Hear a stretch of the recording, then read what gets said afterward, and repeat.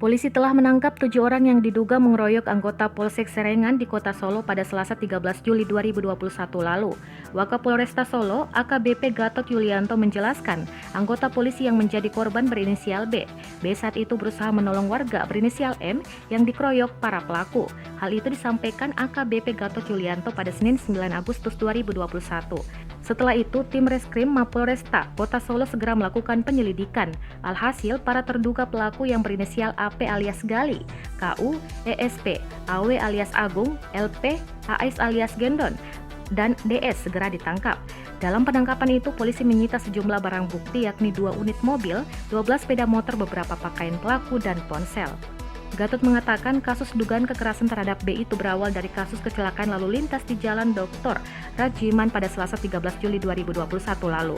Kecelakaan antara mobil Nissan Grand Livina dan sepeda motor itu menarik warga sekitar, salah satunya M.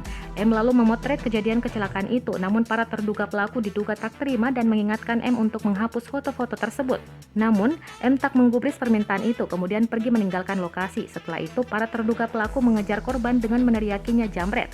Para terduga pelaku dijerat dengan pasal 170 KUHP tentang tindak pidana di muka umum secara bersama-sama melakukan kekerasan terhadap orang atau barang dengan ancaman hukuman 9 tahun penjara.